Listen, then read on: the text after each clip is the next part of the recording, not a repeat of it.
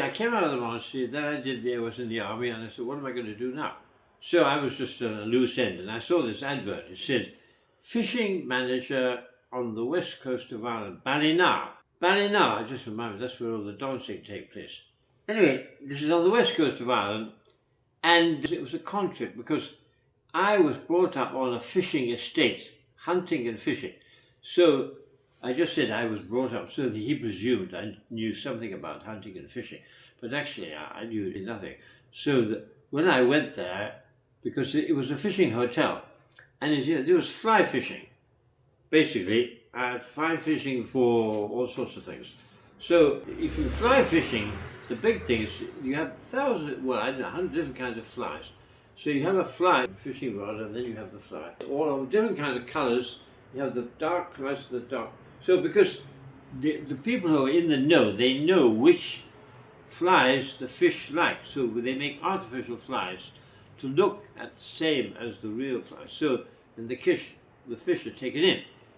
So anyway, I get there. So these fishermen, they would come, and I would say, oh, hello, how are you? How happy are you? But eventually, because I didn't know much else, I had a van. In the van, I used to go up to the mountains to get the guys called the gillies. The gillies means a kind of a hunting assistant. So I used to get these gillies from the mountains all around the place. But just to show, just as a passing thing, I remember when I was collecting one of these gillies, I saw a house which was completely, it seemed to be gutted, and everything was outside, and the people around there, I said, what on earth are you doing? He said, well, don't you realize in Ireland, the biggest thing in the year is the priests come to visit us once a year. So we have to get, the whole house has to be cleaned up, all the neighbours come, because the priest is coming once a year. So I suppose now things have changed, but at the time it was the big thing, was the priest coming once a year. Clean, the whole church, the house was gutted, it's a completely new thing. So they're very, very Catholic people. And eventually that was one of my jobs. I had to go drive, because the waitresses and the cooks, and I'd drive them to Mass.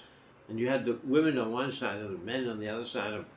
And I remember one side, because I didn't have a driving license. At the time in Ireland, you didn't have to take a driving license, you just wrote in, because there were no cars.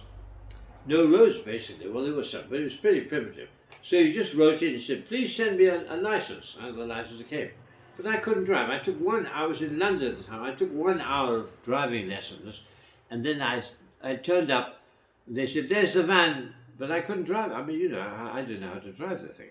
So the first thing I started in, banged straight into the wall. And then the next day, I go up to the Foxford, I think it was Foxford there.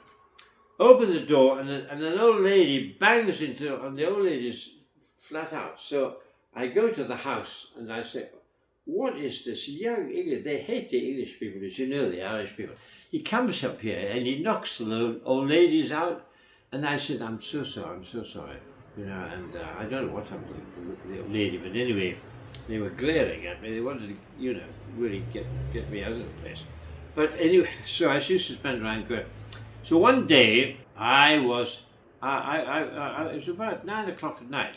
It was pouring with rain outside, and somebody said to me, let's go climbing the mountains. I said, are you local, So I said, what do you want to climb? But anyway, you have the van, drive us to the mountain. Okay, so they all got in, and it's pouring with rain, and we come to this place, and this is called Crow. I eventually discovered this place is called Crow Patrick, the mountain, because Patrick is the big guy in Ireland. He converted them. He's an Englishman, but he was captured by the Irish. Then he escaped and he came back as a bishop, and he was one of the big guys who converted Ireland. And what happened was he went up this mountain. It's just, by the way, it's St. Patrick's Day tomorrow, I think. But anyway, he went up the mountain and he did a retreat, and he prayed. I want to do something. So he spent the way he did his preaching was battling with the shamans. Because the shamans they were the kind of the shamans. There's a primitive religion. They go fooling around. They can do all sorts of tricks and things. And so he had to show that the bag of tricks of miracles were much more than the shaman. So he used to have these battles. These shamans used to do also, and he had to do the something. So it was very primitive, not easy to do it. So he went up there and he blessed Ireland, and he said, I'm going to pray for Ireland, I'm going to bring her.